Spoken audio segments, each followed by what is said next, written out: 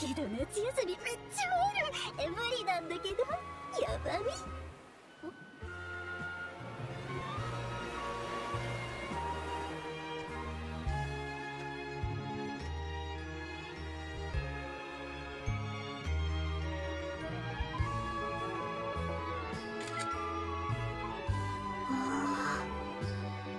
マジだ。めっ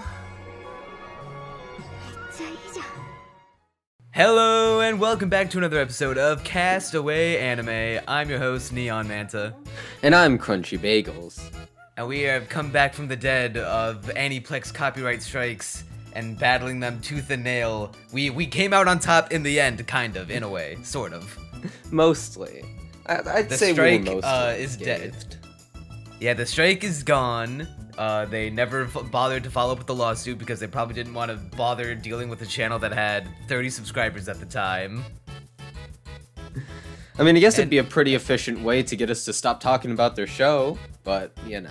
They did force my hand. Well, not necessarily force my hand. I deleted the video just out of wanting to wash my hands of the whole thing. Be like, fine, I'll edit it so that way I can respect your bullshit interpretations of copyright law in your stupid country. Mean, I think what we're doing is a far cry from respect, considering the transparent image we now put over all the clips. I mean, all YouTube has to do now is just give us geo-blocking, and I can take that off, hopefully.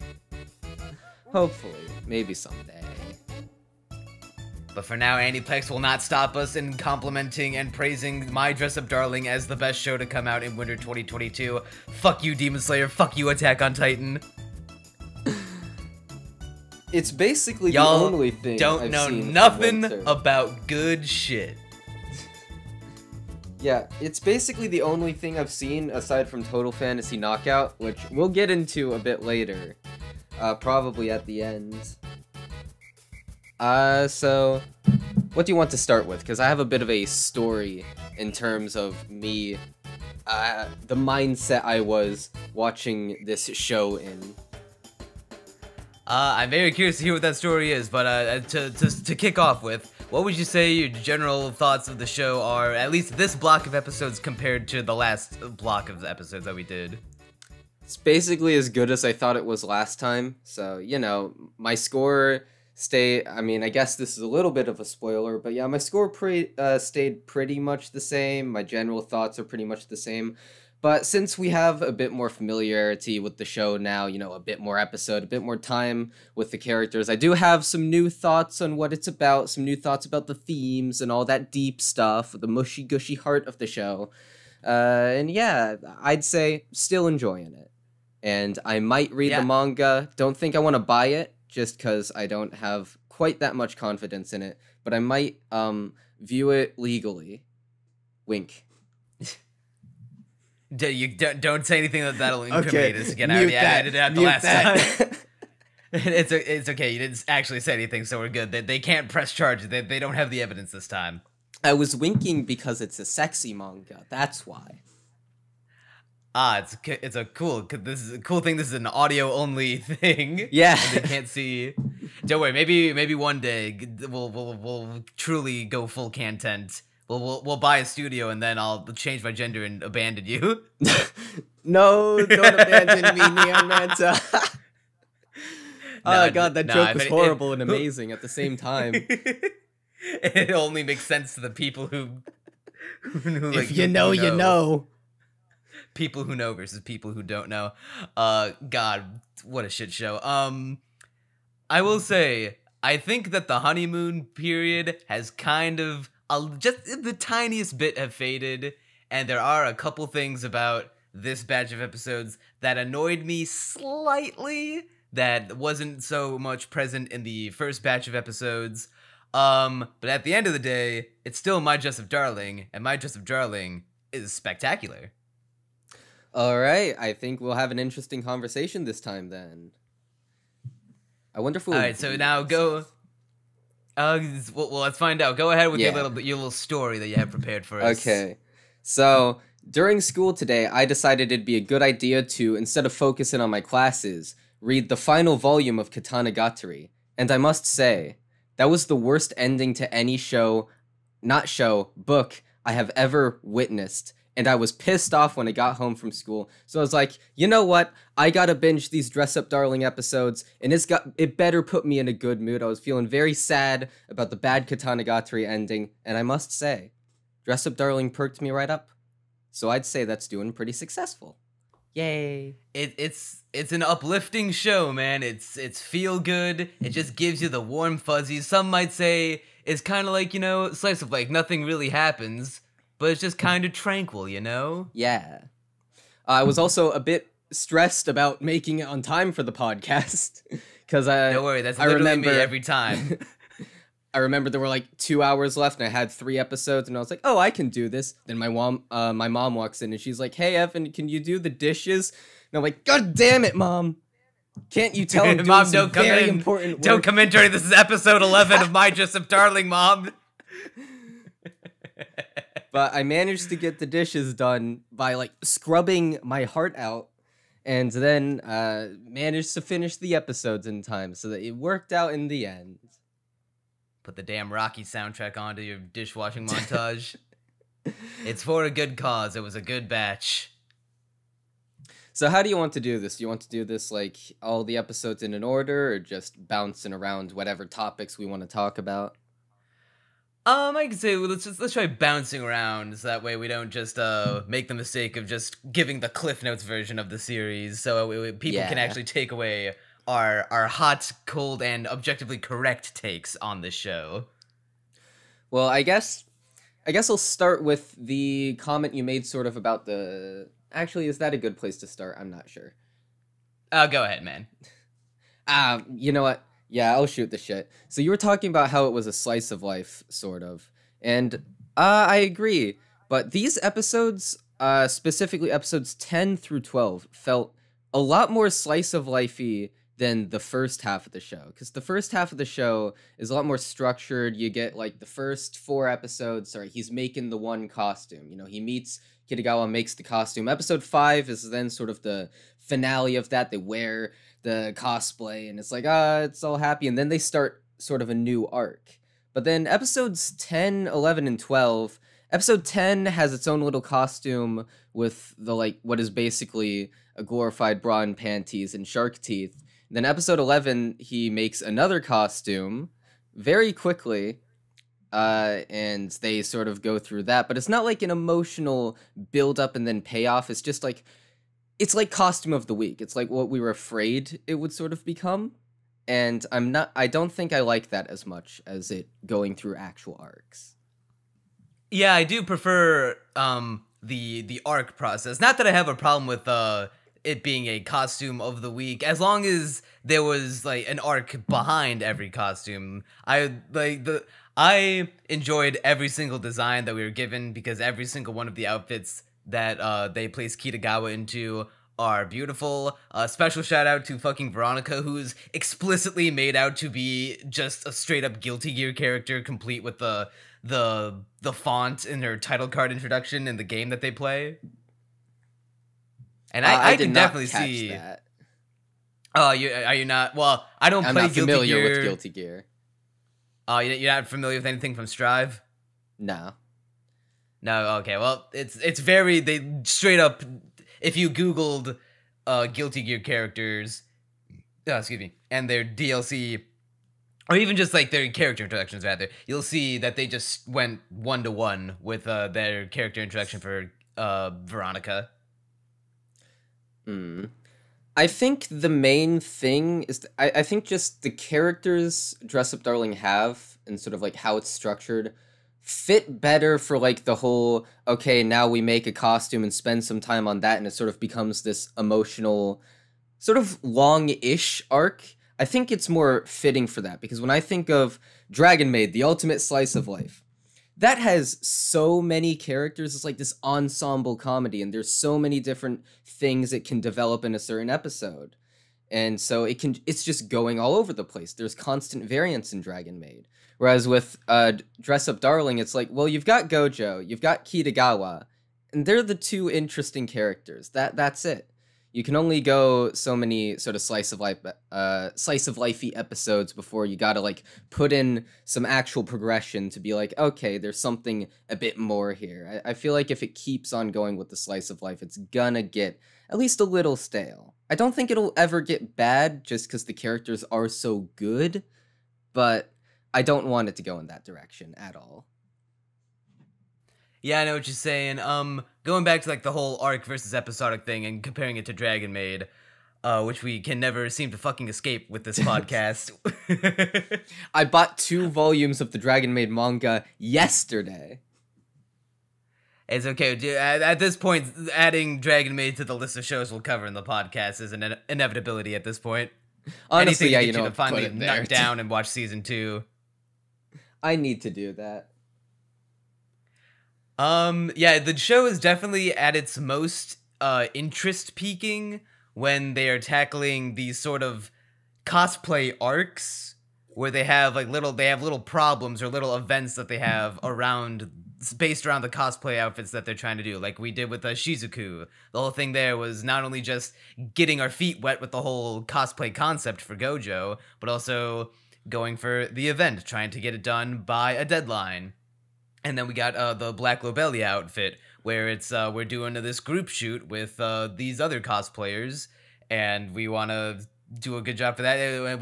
We've run into the new side problem or side issue, conflict, whatever, where Juju's sister Shinju wants to cosplay, but is unable to mentally, because she doesn't want to like garner the disapproval of her sister, and also wants to cosplay as a character who is someone of the opposite sex, which she thinks she is unable to do despite her massive love for said character. Yeah, there's always like sort of a problem solution with those ones, and like I guess it's kind of there with like the last 2 cosplays, sort of like with the one that's basically bra and panties based off of a Guilty Gear character. The problem is that, oh, well, that's like barely any clothing. I can't see you in that. And then with episode 11, the thing is sort of like Gojo. One episode. Yeah, it gets dealt with in half an episode, in fact. It doesn't really get dealt with at all, actually, now that I think about it. They don't, like, progress past it. I mean, I guess the next we never see her in the outfit, actually. Yeah. I'm just now realizing that. What the fuck? I mean, I was guess very if you count the disappointed. opening, but I don't. And then episode 11, and this is one thing that I really did like, which is that Gojo sort of, he basically is this chibi sort of cutesy manga, and he's trying to put Kitagawa in it, but he's realizing like, oh, this art style is incredibly simplistic. I'm gonna have to do a bit of creativity, some imagination to put her in this costume. And so what we get is him making a costume that's basically sort of like something of his own imagination just as much as it is from the manga.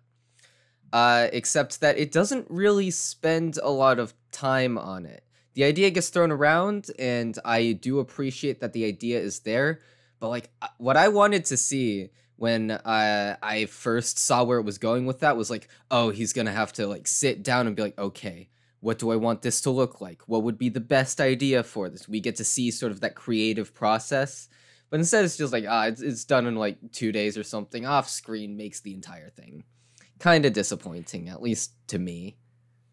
I was thinking the exact same thing about how the whole conflict that we would have had to deal with in that episode with the succubus outfit is that, okay, it's a chibi design, and she doesn't really have an official quote unquote realistic typical design that all the past characters that we've dealt with have had. So what do I gotta do? I gotta look at this character and like try to encapsulate what the design represents thematically and emotionally in this design, in this aesthetic sense that I can put into this outfit that is meant for a realistically proportioned person and not this chibi anime manga character.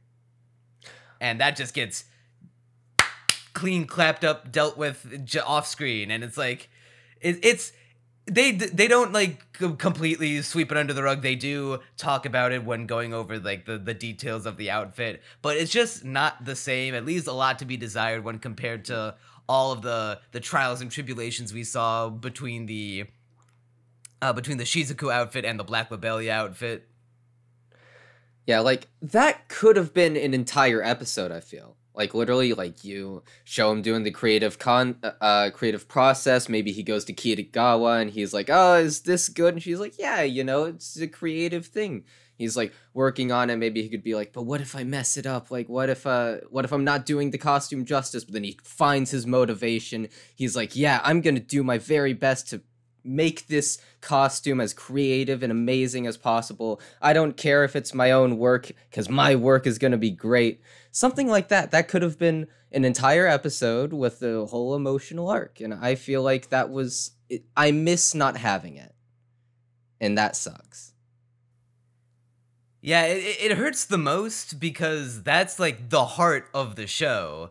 I like the mitochondria, the powerhouse is Kitagawa being the literal perfect sex goddess that she is, and being the pinnacle of all that is creativity and art. But the heart of My Dress Up Darling is the themes of artistry and trying to like explain what art, like what the hobbies, like I'm saying art in a general sense, but even they're using cosplay as this specific focal point, this lens to view it through. But it's just like an artist expressing themselves and their strengths, their limitations, and how they're able to connect with how they feel about their own work and how other people feel about their work. And there's the line from episode 8 where Juju is talking with Gojo about why, like, Gojo's being all like, oh, why you coming to me for my outfits? I'm not even that good, bro. I literally just made one. You could have gone to so many other people and commissioned them for a better outfit. I couldn't only provide with so much. And then Juju, like, internalizates all of that. Internalizes all of that.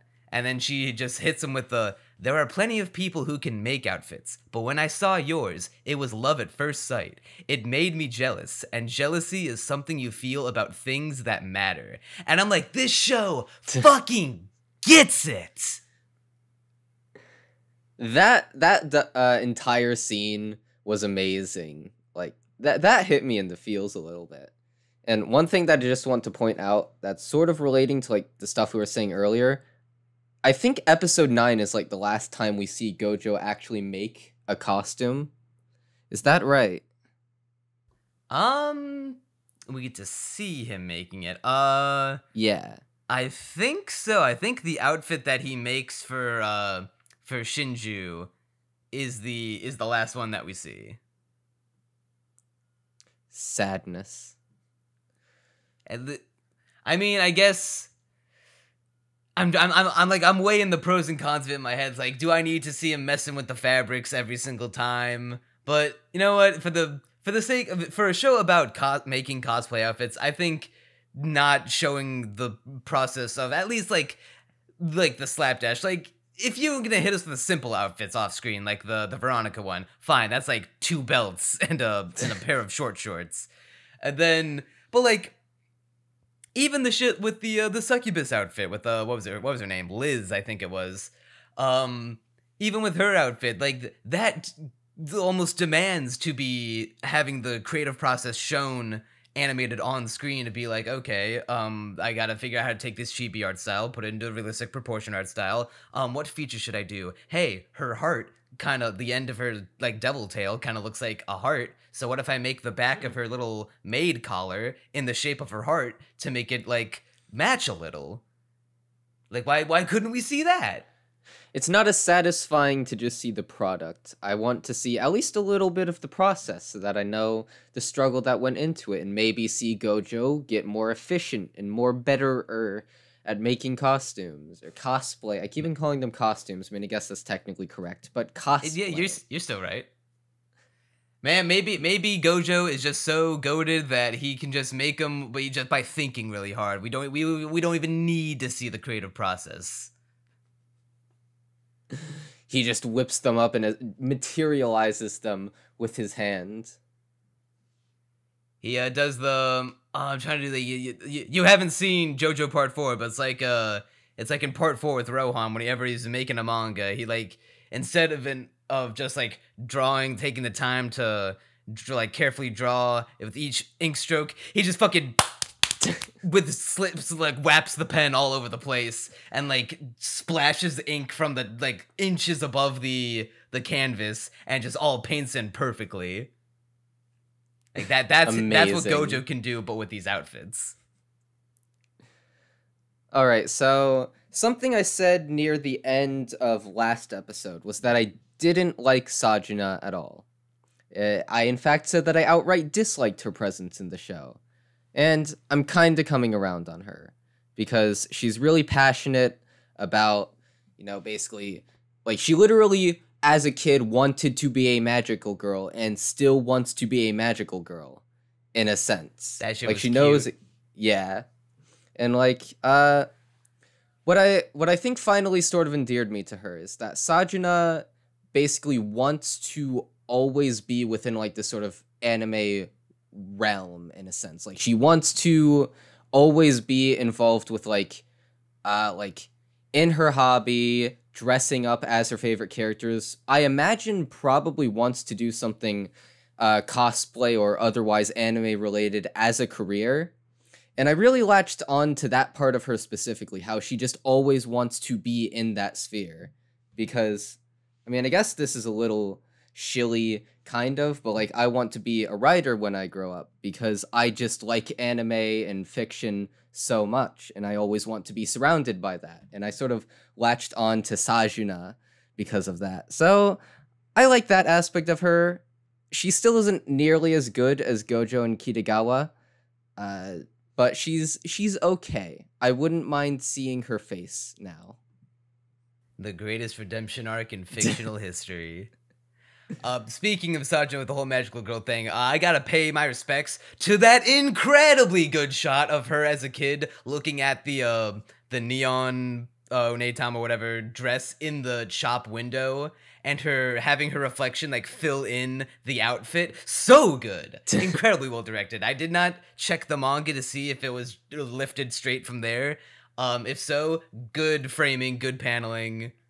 It does make me want to check out the manga. I checked out the manga exactly once to compare scenes between the anime and the manga, only for episode 11, where I wanted to see how the author handled the manga that he made up. I wrote down the full name because this deserves to be shared with the world. I'm a mega best-selling high school student light novel author that has a succubus thirsting for me every night, and I don't know what to do. It's good kind of satire. I had an entire paragraph about that. So that fucking parodied light novel title is the absolute best thing I have ever read, and I couldn't stop laughing my ass off at it. Because, like, they not only nailed the long title, they also nailed the self-insertion aspect. Because it's, like, clearly the author being like, the main character of this is a light novel author. And I mean, I guess it's a manga. When I first read it, when I first watched the show, I thought it was going to also be a light novel. But still sort of has like that main character is the artist sort of vibe. So I thought it was hilarious. Oh yeah, it doesn't sound like a 4-coma. It sounds like one of those hilariously awful, obviously self-insert, oh, I'm the super cool, young, successful author writing shitty fantasy books, and I have this cute, hot anime demon babe thirsting for my dick every single night, and gotta beat that pussy off with a stick, bro. It's just so hard. I mean, honestly, from what little of the manga they show, I feel like it could actually... I'm just imagining the real version of this and the premise. Guy who, like, works himself to death and never sleeps, and the succubus is always trying to get him to sleep. That actually sounds that's just Senko-san. That's literally just Senko-san. Well, I've also seen Senko-san 3 times, so maybe this is saying a lot about my tastes. It's a 6 out of 10, and I saw it 3 times. And you think it's mediocre, and you watched it 3 times? Are you like, yes. Do you have so few bitches? Yes. Does high school just stamp your heart out, your heart and soul that often, so much?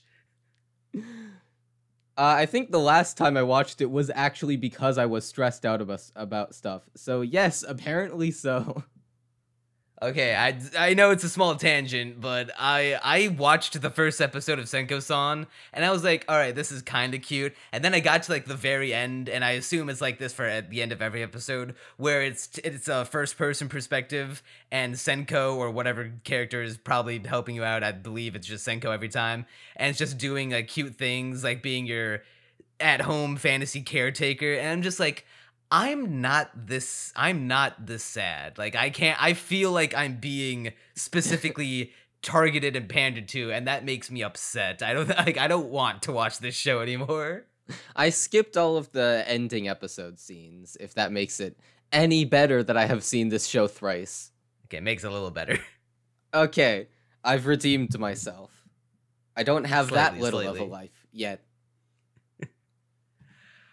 So yeah, I was looking up the My Dress Up Darling manga to see if what I thought was the case, and in fact it was. Both the author and Cloverworks made up this manga.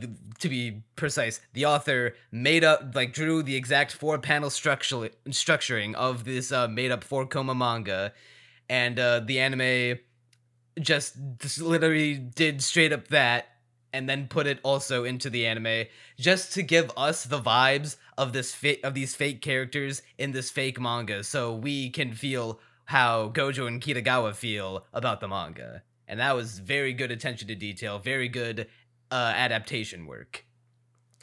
That's one thing that I really actually appreciate about Dress Up Darling, and not just because it's like cool to have alternate like in-universe fiction, but also because it works thematically with the show. Because what is Dress Up Darling about? Well, it's about characters who are obsessed with anime and fiction and all their different hobbies. So of course, those, like, the actual shows that they are obsessed over are going to have space in the show.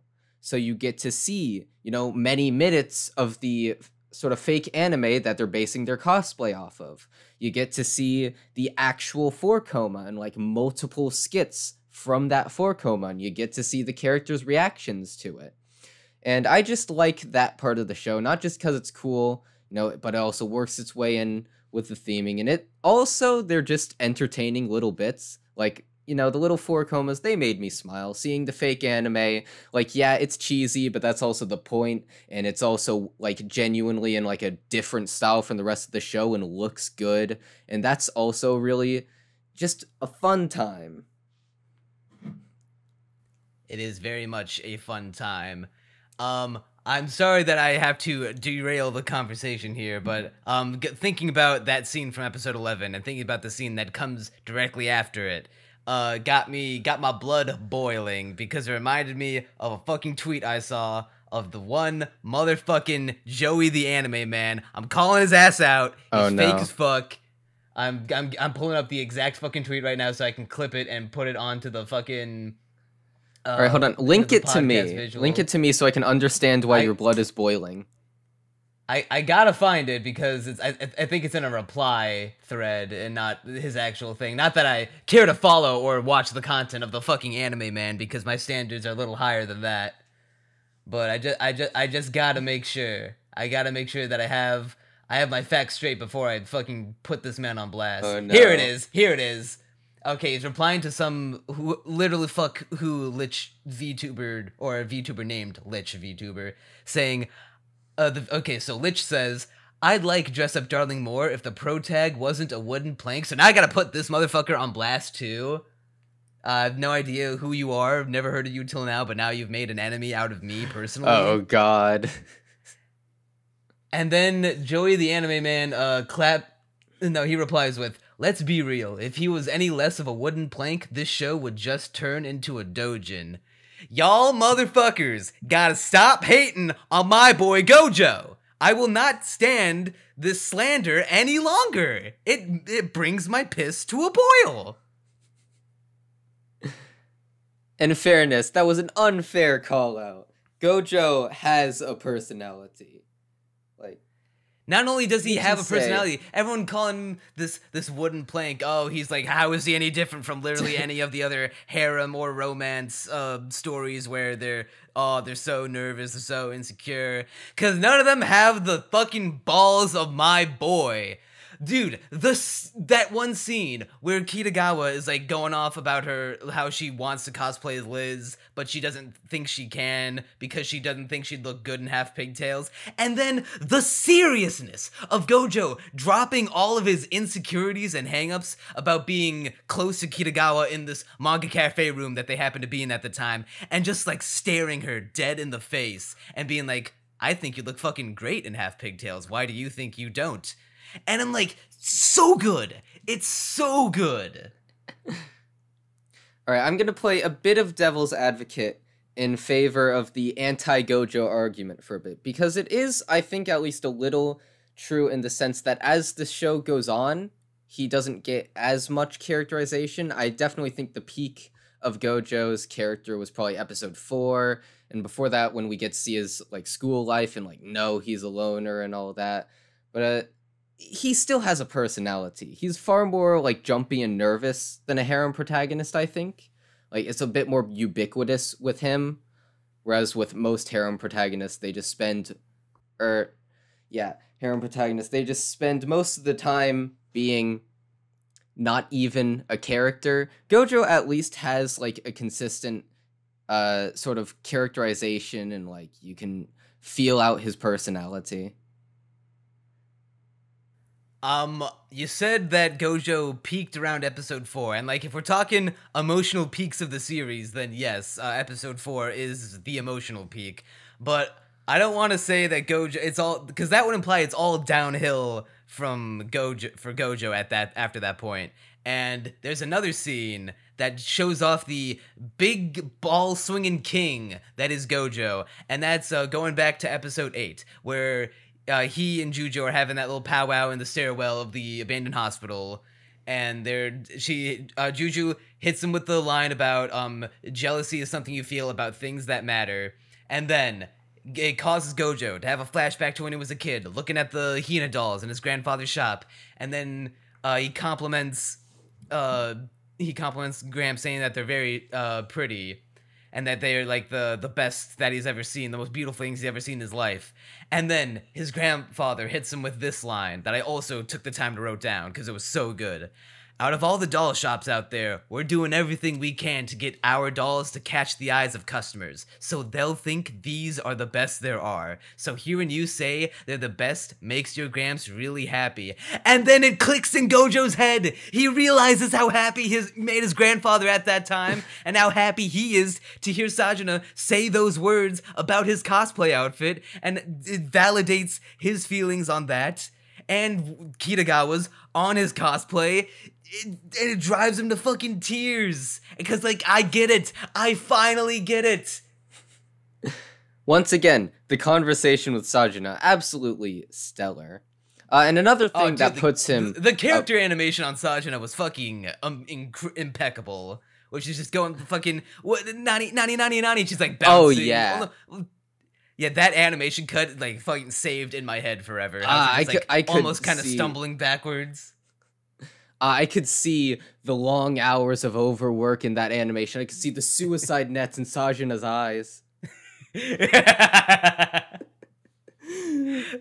the visual gag of Shion, I think her name, yeah, the girl that she's cosplaying as, unplugging her brain as Gojo is holding onto her hand. Peak fiction. We made it, boys. That was Stop great. all anime after this. Spring season, not even a thing anymore. Not gonna happen. Cancel it. Vlusky, casual, cancel the podcast. No Spy X Family. Something that I think also makes Gojo a more interesting character than just a wooden plank, like some people apparently assert, is that, like, I get why these people around him sort of respect him, because he's very much on the side of, like, oh, pursue your hobbies, it's not shameful, you know. Kitagawa sort of red-pilled him on that. And then with Sajuna, he said something to Sajuna. I'm trying to remember it. I don't know. I'll go through my notes and try and remember it eventually. Well, while you're looking for that, I want to touch on another thing that appealed to me personally. Going back to how this show is about making people feel seen, about their passions, or whatever that may be, whether it be something as broad and general as just cosplay or being an artist in general, to very specific things like just being a fan of weird hentai porn games. They come at us with Shinju. And she's appealing to my videography, photography loving brain. It's making the neurons activate. And when she's going over all the things about the DSLR and how all like the facets of it, the lens, the different tricks you can do, all the different like the full stop lens, photo, telephoto. As a videography major from college and someone who loved to dabble in photography while he was in that said major, the show was doing justice to us DSLR loving bros and the struggle of them being too much money, man. That becomes like a sort of overarching goal now of the show, that Kitagawa wants to save up for that DSLR camera so they don't have to take pictures on their shitty little smartphones anymore. I guess that brings me to another point, which is that I feel like one of the sort of core themes of Dress Up Darling is that of obsession. And I sort of talked a little bit about it earlier, but like all the characters are obsessed about something, like obsessed with something. You know, the entire show is obsessed with cosplaying, first of all. And then Gojo's obsessed with the Hina dolls. And putting Kitagawa in the sexiest fucking positions known to man. But we'll get back to that. Yeah, and I guess the point, in a sense, is to explore that theme, and also B, validate the audience for having their own obsessions. Like, when I say explore, like, Gojo literally is so obsessed with Hina dolls, or at least was, that he hasn't been to a fireworks festival before, or, like, hasn't been to the beach. And I guess it sort of explores it from that angle too, and like, just, it's all about obsession. Everyone in this show is obsessed with something, and maybe the audience is obsessed with the show.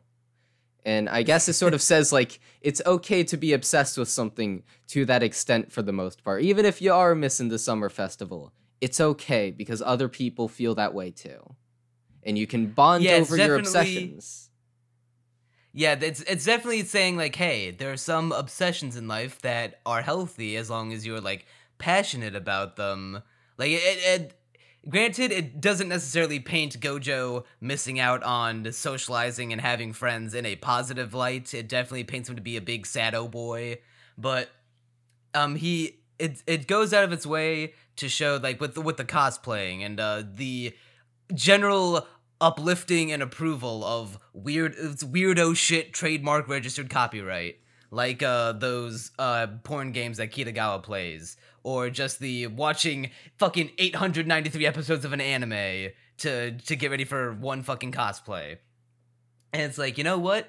If you're having fun and you're like deriving joy out of it, it's like, who's to say that it's bad? Now, obviously, if you're fucking Elden Ring playthrough is going, like, disrupting your sleep schedule or, like, affecting your performance at your job, then maybe, you know, to handle that at appropriate and with the appropriate amount and level of response. But this show is definitely being like, hey, you know what? It's an obsession, but who's to say that every obsession has to be bad, you know? Well, you know, personally, my obsession is with crack cocaine, and I don't see any reason to stop that. Yeah, man, I was gonna try to think of something to top crack cocaine, and my mind immediately went to...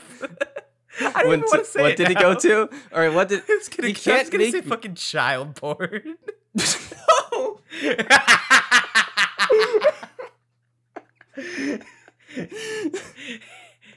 Don't worry, they're all fictional. There are no victims. I'm gonna make a bold decision and not cut that out. Oh my god. Okay. No, we're gonna let that one. We're gonna chuck that stone in the Oh, ocean. we're- We're gonna see all the ripples that come after that one. Oh, we're gonna have fun with that in 6 years. When Twitter discovers that one. It's okay if there are no victims. All right, it's okay. It's okay. We're already on a fucking list because of that one scene from the last batch with Sajina butt ass naked from the shower. We might as well, if the ship's going down, we going down in a blaze of glory. Ah, hell yeah. Let's see. Just going down my notes. There's one. All right, so this show looks amazing overall, and I must specify that. But there's one scene that looked bad enough that it kept on distracting me, and it's an episode. I think. Hold on, checking my notes. Yeah, episode 8, and it's during the beach scene, because I think what they did was take a live action shot with a camera of a beach and then blurred the fuck out of it. I think they did, in fact, do that, because I think I might be wrong about this, because I noticed something similar in the last episode at the fireworks festival, where at first, like, when they're doing that big rotating shot, it does look like they, at least, like, maybe computer generated them, but it does look like they at least animated some fireworks. But then there's this one shot of them with the rest of the crowd, and it looks like they just composited the cell of the crowd up against like a grainy low-res phone recording of a firework night sky, and it was like the only time in the show, aside from maybe that beach scene, but I don't think it was bad enough to me weren't like writing it down and be like, ooh, that looks ugly. It's the one time in this whole show where I well, no, not one time, second time, because I'm flashing back to the last podcast where I touched on that low-res background. The second time in the whole show where I looked at something and thought, ooh, that looks not good. Well, see, but that's what happens when you do like 3 shows in one season. So you know what? Yeah. Maybe don't do that. See, my bigger problem with the beach scene isn't that they used live action, surprisingly enough. Like, I think if they just stylized the hell out of it like Shaft, maybe they could actually make it work while also being on a budget. What bothers me is that it's so blurry. So what it gives this sort of impression where instead of being on a beach, it feels like they're on this sort of like vague thing that looks sort of like a beach, but like it also feels like they're in a dream or some nightmare realm.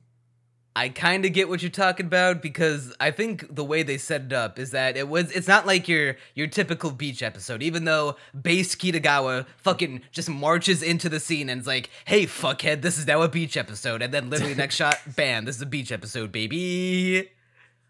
No, it's not like your typical anime beach episode. There's not one bathing suit to be seen.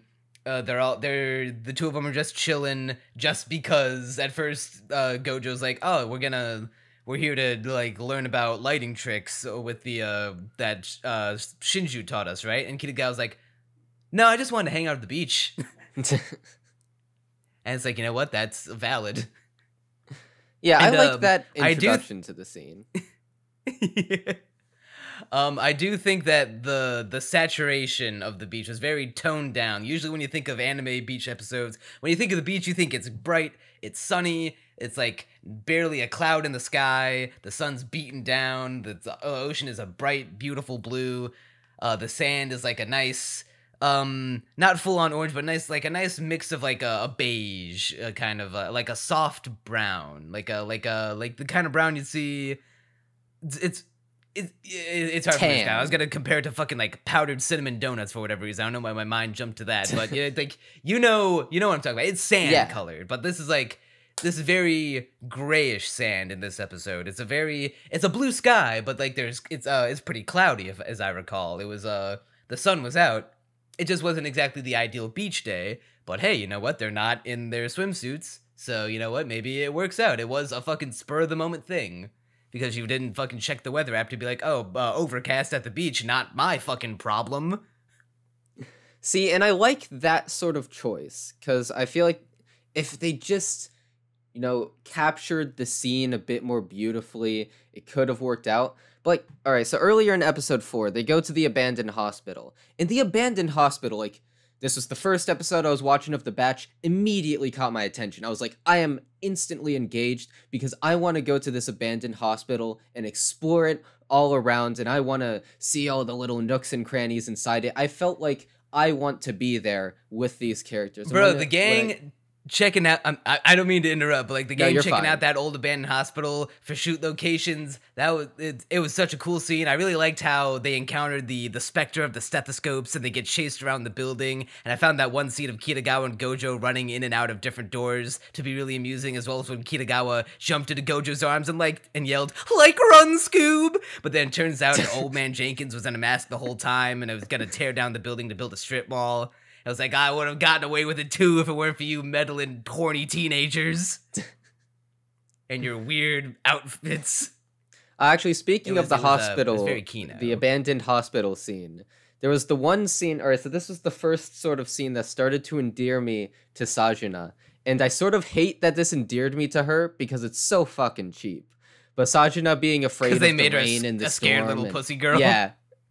That endeared me to her. They're triggering that base want to protect instincts. Yeah, I literally have in my notes, activates my protect small girl instincts and whatnot. And then what I should have put after that is fuck you. So yeah, that's my thoughts on that. Back to the beach.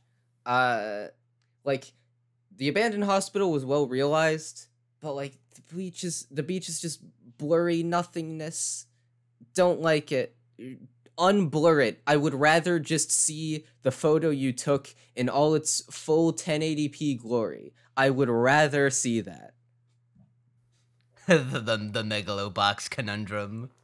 Oh, the one shot that I did like from the beach scene, though, is when Kitagawa and Gojo sort of like standing out towards the beach. And this is the one sort of shot where I think the ethereal plane sort of thing the scene has going actually works, because this time it was intentional instead of it just being a blur effect, where they're staring out into the water and like you can barely see at all because I guess there's fog or mist or something like that.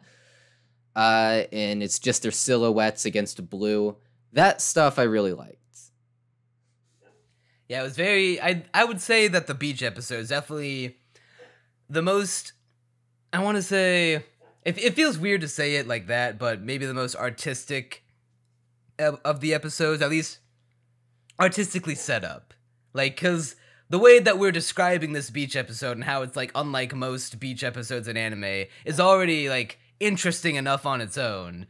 Because you know that Mr. What was the author's name again? Fukuda? That his last name was, like, his name was, like, or her name. I got conflicting reports on whether or not we know the identity of the author's gender or not. It's one of those mangakas, huh? Yeah, it's one of those. It's one of those Akasaka deals. Cause I'm still not even 100% sure on their gender as well. But you know, that's a story for another day. Shinichi Fukuda. All right, Shinichi Fukuda. Maybe they've already done it in the manga, but you know, at the very least, they've got the beach episode in their back pocket, waiting to pull it out at any time. The second the ratings start to dip, beach episode spikes to 1 million. And they can't. And with the only problem is Gojo and Kitagawa cannot risk returning to the same beach, lest they run in once again to the ultimate villain of Dress Up Darling, the Hamburglar. Oh my god, that pun made me love this show and hate it at the same time. Fucking Kitagawa wanting to be fed those french fries by Gojo, making my heart melt faster than those fries would actually do to my heart in real life. The cutest shit.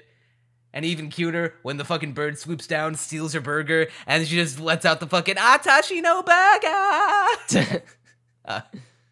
I cannot do anime girl voice, so you're just gonna have to imagine it was a fine enough the peak impression. Autism. You have to imagine the peak autism there. One last note about the burgers. Apparently, the Japanese put fish on top of their beef patties, because they mentioned they put whitebait in the burger. And I'm like, that, once again, this is just Japan demonstrating why they're superior to us filthy Americans. We're too behind on the game, goddammit. We need to raise it. I'm having trouble relating to your foodie rantings right now. Are you not a foodie? I'm not a foodie. Don't worry. Once you hit college, bro, it's gonna hit. Once you get that disposable income, and once you start going around the college campus, and you're in between your classes, and the munchies start hitting, it's gonna change. I'm in the same boat you are right now. Well, I was rather when I was in high school. It's like I can't afford to eat fast food whenever I feel like it, and then it's all a matter of self-restraint once you get the income, once you get that first paycheck. Well, my income is certainly being disposed of, all right, on all this manga I'm buying. Oh, maybe you can put the fucking pages in the burger next time. It'd be good fiber. I'm sure it would be. All right, any other tangents we want to go on? Before we leave the beach, I just want to point out one super awesome Gojo moment trademark where he calls the beach beautiful, and remember, he only uses that word when he means it from the heart, and Kitagawa knows this, and because like she like perks up immediately when she hears that Gojo calls the beach beautiful, and then that sparks a little conversation about how Gojo's like, before I didn't have too many friends, so I didn't get to do all these cool things, to like all these cool places to visit, things to do, and then Kitagawa turns around, hits him with the "let's hang out all summer, just the two of us," and it's the cutest fucking shit. I love the little, like, afterwards, she's breathing heavily, and you immediately know, like, okay, this was, like, a big deal to her. She was really nervous to say this. I liked it. It made it very immediately obvious, but in a sort of subtle way, where you just have to parse it just enough so that you feel smart for getting it. Yet another reason why this show is so spectacular. It is one of the most believable romances I've ever seen in an anime. They don't rush shit. They don't misunderstand or misinterpret the other's feelings. And the biggest thing, is this legal to do in anime? They treat each other like human beings who can respect the other's intelligence? What? Okay, what you said about misunderstandings made me remember a scene that, in my pretentiously humble opinion, is complete and utter genius. Alright, so at the end of episode 10, they're sort of walking, and Gojo's like, I can't look at your cosplay. And it's because, in his head, he's like, you're gonna be in a bra and panties, and you're gonna have, like, barely anything on, and I can't look at that. That'd make me too nervous. I'd feel horrible looking at that, but, like, because you're so hot and sexy. That's what he's thinking, but Kitagawa was like, because he's getting sort of a serious expression, he's like, wait, why not? Why don't you want to see it? And then Gojo, the fear in Kitagawa is genuine. It is real, and like at first you're like the doubt sort of starts to creep in, and it's like, oh god, is this where we're gonna get into like a big, oh no, it's not like this, it's not this big misunderstanding thing. They clear that shit up real fast. Yeah, I want to go into my thought process here, because it was like, oh my god, is this what I think it is? Is this because it was like at the episode, like the end of episode 10, this is where you'd reasonably expect a show to sort of hit the climax of the first season. And I was like, is this what the next 2 episodes are going to be about? Am I going to have to watch this? Am I going to have to watch this show go completely downhill? And then he explains it to Kitagawa. She's like, oh, that's what it was. You nearly gave me a panic attack. I was nearly on the ground writhing and screaming because of what you almost said. Glad it was just that. Would have fucking Glad pulled I out didn't my become a stroke victim. ceremony knife and committed seppuku right here on the plaza sidewalk. So the reason why I think this is genius is because I think it speaks a lot to this show's intention. Because normally in the sort of stereotypical, archetypical anime rom-com, you get 2 characters, and then they misunderstand each other, and then you enter like 6.5 arcs of that. The misunderstanding mayhem never ends. But This is basically like Dress Up Darling saying in the most explicit terms possible that we're not going to do that. This show, and I am convinced of this, right? I have not read the manga, don't know what's going to happen to it, but I am convinced that Godo and Kitagawa, or Gojo and Kitagawa, misunderstanding each other will never, ever be a big plot point in this show. Because the show is saying in the most explicit terms right here that we're not about that bullshit. And so, I'm happy about that. I'm very pleased to see this sort of scene. Probably one of the best scenes of the arc, just because it gives me a smile on my face, gives me hope for the future, knowing that this show ain't about that. And then, if almost to further quell your doubts and be like, hey, you know what? Not only are we not going to have to deal with this kind of bullshit ever, we are going to double the fuck down and put these fuckers in a porn sex hotel, and we're gonna get them to maybe fuck. Maybe. Now, obviously, they ain't gonna start putting out that fast, but with the whole thing with the Love Hotel doubles back around to another aspect I love about the show, the sexual tension and the themes of sexuality in general. Cause thing about our boy Gojo, low key, he kind of a horny motherfucker. There was one thing. This is slightly off topic, but slightly on topic. There was one episode where he was like, a lot of things happened after I saw that swimsuit. That line has so many connotations. Yeah. And the only things that are highlighted behind him are like the things on his desk in that same shot. One of them being a box of tissues. I wonder what happened when he saw that saw that swimsuit. Implying that it was so fucking hot that he beat that fucking schmeat. And you know what? It's Kitagawa. It's hard to blame the man. I mean, he has canonically had a wet dream about her, so I would not put this past the lad. He has we have seen as in we've gotten verbal confirmation. We've had verbal confirmation that this man has came once at least to the idea of Kitagawa and has canonically beat that fucking meat. It's the pounding that pavement twice already. This man is approaching, what the fuck was his name? Kazuya levels of masturbation in the series from Rent-A-Girlfriend. I mean, he probably does it a lot more off camera. I mean, just think about that. And except he doesn't have really sad, fucked up fantasies. You saw that shit that happened in some of the more recent chapters of Rent-A-Girlfriend, right? When he like imagines the other guy fucking Chizuru. And he like was he in a pool at the time? Yeah, was he like infamous? Oh no. Okay. Wait. Was he actually in a pool at the time, or was like Chizuru in a pool in his imagination, and he was like jerking off at home? I think he was in a pool having the fantasy. I'm not sure if he was jerking off in the pool. I would have to look at the manga again. I would not put it past that sad, pathetic little man, that manlet. Don't fucking read Rent-A-Girlfriend. Please, it's for your mental health. This is your public service announcement for the day. Dude, I was in Barnes & Noble, alright, yesterday, and the one thing I heard someone say about manga, because most people just go into the manga section all silent-like, because weebs don't talk to each other, weebs don't talk to anyone, we don't have lives, but the one thing I heard someone say in the manga section was them trashing Rent-A-Girlfriend. You should have fucking high-fived them on the spot. You should have been like, my brother in Christ, and fucking dapped him up. Full stop. I should have.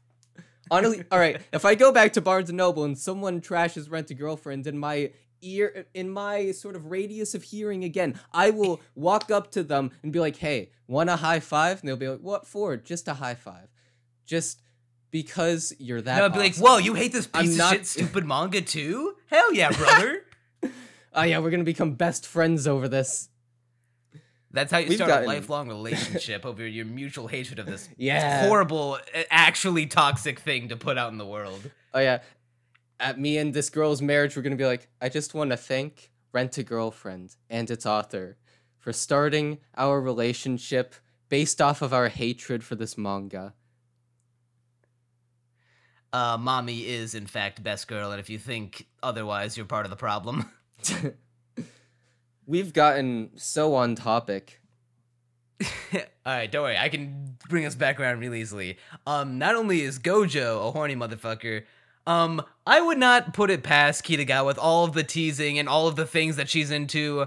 Obviously, they can't show it for risking tainting the perfectly sexy image that we already have set up of her. But would you put it past her to be, schlicking the peach a little bit to Gojo? You think she hasn't? My girl literally plays porn games. It's in the canon. It's in the canon somewhere. I'm sure of it. Like, oh yeah, all of the characters she's into are either porn related, porn adjacent, or just tend to have like kind of sexy designs. Like even Black Lobelia, which is from a magical girl show, which is like targeted for kids. Even like the way her corset is designed, where she has, in order to match the outfit, she has to wear this swimsuit that shows off like most of her thighs and quads. She definitely has a type. She is definitely doing that to Gojo.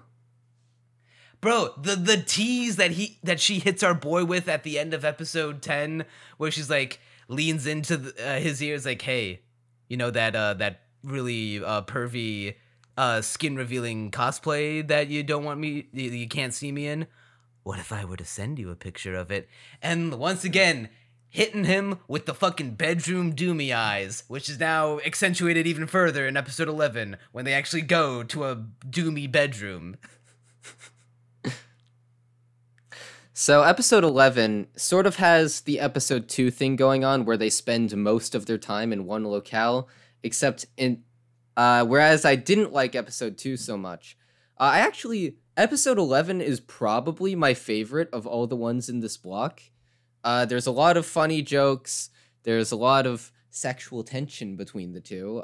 There's her wearing the costume, which, granted, I wish it were still like the climax of an arc, but how it is, it's fine enough.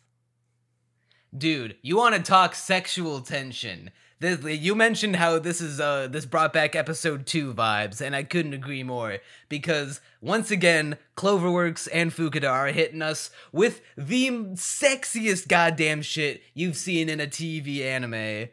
That, like, it makes actual hentai not seem as sexy. The fucking sexual tension in episode 11 is so palpable. You can cut it with a goddamn knife. It's so thick. Every single aspect, especially of the scene where they're sitting after the shot of Gojo taking Kitagawa's picture of her sitting on top of him in order to get the best angle. And then they hear in the next room over some girl getting fucked by some dude. Some probably getting recorded for blacked.com or some shit. And then it hits Gojo. And it's like, oh wait, I've now just remembered the reality of my situation. And then we see these boys at Cloverworks are going as far as to animate this boy getting a hard-on. And it brushes by Kitagawa just enough to have her notice. And then like the fear of God is instilled in this man. And he like leans up to try to get her off. He's like, you gotta get the fuck off me, thought. I don't want cosplay sex. And then my church forbids it, Kitagawa. It's against my religion. I gotta wait till marriage. Allah will smite me, Kitagawa. Get off. And then the animation of his hands grabbing her sides, like the tiniest little ripple of like the skin going sent across her skin in her stomach, and the gasp that she lets out. And she instantly goes to cover her mouth, and her phone drops. It hits the It hits the fucking light switch. The lights go dark. They still hear the faint sounds of the lady next door getting blacked over. And then they're just sitting at each other's arms, fucking staring at each other, heavy breathing, and the way that they slowly ease their bodies in each other's grasp. The way that after that really fucking good shot of even like the bed springs, dude. That shot of the bed springs, how them rocking back and forth from the sudden like jerking motion, just to them like staying completely still, only being ever so slightly rocked by their heavy breathing, and then they're untensing their bodies. Their legs are like spreading out just a little bit more. Like Kitagawa's lowering her legs onto the bed, almost straddling Gojo, and they're looking in each other's eyes, and Kitagawa's putting down her defenses, her mouth is no longer being covered by her hands, and they're leaning in, all just slowly but surely, not quite within fake-out kiss distance, but enough to, they're breathing right in each other's faces, they're getting the hot, heavy breath, they're staring right in each other in the face in the dark, and then the phone call breaks it up. There will be no underage sex happening today, unfortunately. Yeah, I'm take very that out of context. Please take it out of context. And like even the cute, sexy things in after that scene, like the way Kitagawa. Do you remember how she like slides off the bed? How she like kind of scoots herself over, like inch by inch. When she's like, "Oh, I'm gonna go change in the bathroom." Oh yeah, I remember that. There's and like then a she just full sinks down. minute. Oh yeah, there's like a full minute of them just silence and breathing. And dude, that shit is, I would go as far to say, it's hotter than the shit from episode 2. I was about to say that. That's the hottest thing in this show. Genuinely. Like, and they had her in a full-on dead-ass, the sexiest bikini you ever did see, with her titties flopping all around, her ass pretty much on full display, the Tarantino influence with her feet propped up against her Gojo's legs, and even this, granted, not to say Kitagawa isn't in a really fucking sexy outfit in this episode, but like, goddamn! That scene was like incredibly, like shockingly tense. Like, the minute that goes by, right? Like, it's not boring, shockingly enough, because it keeps that tension throughout the entire thing. Which normally, if there's a full minute of silence in the show, I'm like, okay, hurry the fuck up. We're spending too long here. They managed to keep the tension going that entire time. It was a really good scene. And you know what's another good thing about the scene? Even though, like, it does represent a turning point in their relationship and how they've definitely gotten to know each other, if at even, like, the tiniest bit, they've gotten to know each other sexually just a little bit. And in any other piece of shit romance manga or anime or shit like that, this would be the fucking, oh my god, how the fuck am I gonna be able to be around her anymore now that I've, like, gotten in this weird, sexy situation with her? Oh, I can never look her in the eye again. No. What happens that, they go home, they kind of acknowledge it for a little bit, like, hey, that was kind of weird, right? And then Gojo just, has that fucking, my man's is so pent up. He be looking like the old dude from that Attack on Titan meme recently. You know, he's another ones with, Eren, like, leaning into the old dude's ear, like, pressuring him to do shit. Like, you've seen that I have meme? not seen that one, but I put in my notes, Gojo has fucking stoner eyes. It's like, he's got the fucking 1,000-yard stare. It's like he just went through like 5 Vietnams all at once. And then the first thing we see when he gets home, he's got to go home and he's got to exorcise the demon. He can't get the image of Kitagawa out of his head. He's like trying to, not only he's beating both kinds of head at once. Trying to just feel like something else, but it's all he can think about. And it's just very, very good. And in any other piece of shit, this would be like, we gotta deal with it. It's gonna be like an awkward thing to talk about. No, they don't really bring it up anymore after that. Yeah, it's just like, yeah, it's a business as usual. Because how fucking obnoxious would it be to, like, got a maypole dance around this for an episode or two before we go back to never acknowledging its existence again? It's like, it's definitely not like those harem anime that some people like to think it is. It's just not. This wouldn't happen in those kinds of shows. At least I don't think so. Bro, Digi was right on the money the whole time. That's how you make fan service anime better. You make all of the characters down to fuck. Because when everyone's involved, when everyone's a willing participant, it's that much hotter. So we don't get Exactly. fucking situation where it's like, oh, we don't have Gojo walking in on Kitagawa changing and then she fucking slaps the taste out of his mouth like Will Smith and Chris Rock. Well, in all fairness, that happens to Sajuna, and I am still mad. All right, Gojo and Kitagawa went to a literal love hotel, and he still hasn't seen her naked. Meanwhile, his introduction to Sajuna was the entirety of Sajuna. I still have a bone to He got pick the full there. course meal. Hey man, it's okay. Gojo has actually, if only through a layer of latex or whatever swimsuits are made out of, he has felt Kitagawa's pussy, and in turn, her pussy, through 2 layers of clothing, mind you, have felt his dick. I mean, if we're including underwear, 3 layers of clothing, but that's splitting hairs. And you know what? Like, so I wondered.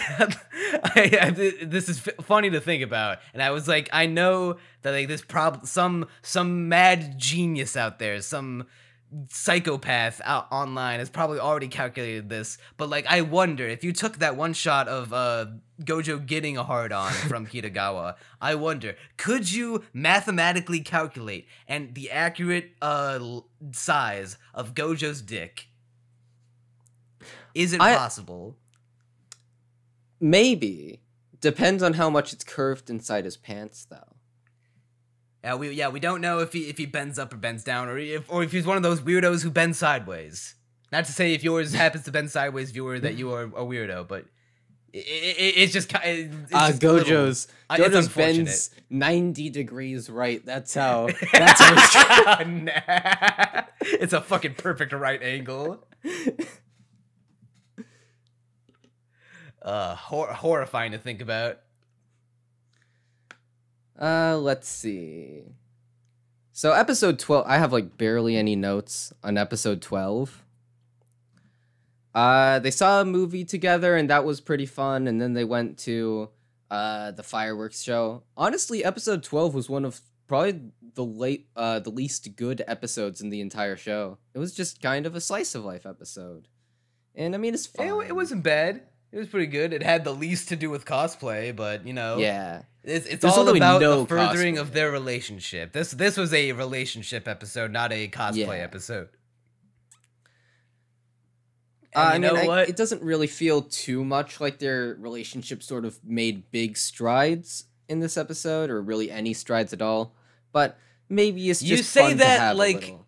Now, obviously, this didn't actually progressive, but you say it like Kitagawa did not verbally tell Gojo, even though he was asleep, I love you.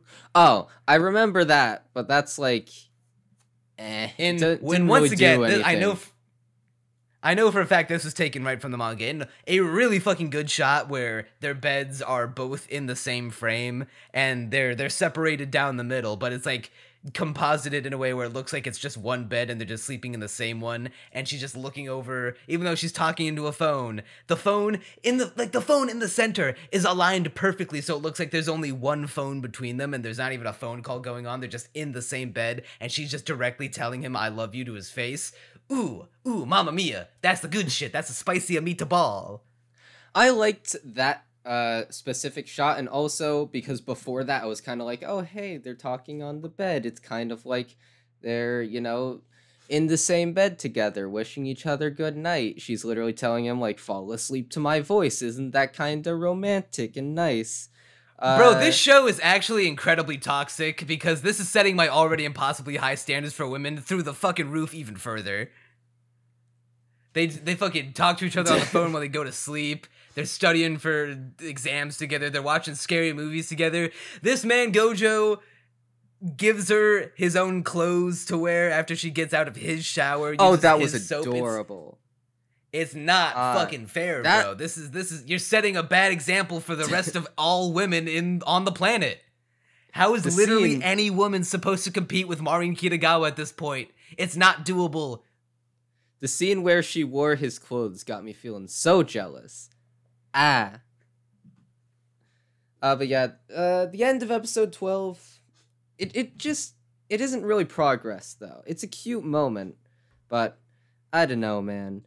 Episode 12 to me is just mostly sort of a slice of life thing, but hopefully after this, the show does enter its next sort of proper arc, and if it does, then all sins will be forgiven. Yeah, as far as that next proper arc goes, I checked to see where in the manga this show ends off on. Let me also check while I still can, while I fill out this time. How many volumes there are currently, because from what I checked, the My Dress Up Darling anime caught up to volume 5 of the manga. Yeah, this it kind of blazed through some shit. Unless it did the Dragon Maid thing and adapted a sequence of events out of order, or like even the new game shit where what's the director's name? Hazuki doesn't even show up. I don't remember. Okay, yeah, the director, the girl is basically female Hideo Kojima. She in the manga, she doesn't even show up, and in fact, I think this was straight up our first interaction ever. I think I DM'd you this on Discord, back when we just knew each other through the Content Discord, and I was watching your YouTube videos about manga adaptations. I sent you that tidbit about the new game manga where I'm pretty sure her name is Hazuki. She doesn't show up in the manga until like either the end of volume 1 or 2, whereas in the anime they put her in like the 3rd or 2nd episode. I am scrolling up in our DMs to see that. I think that's like you would have to go to like our very first, like the start of our DMs. Oh wait, I must have.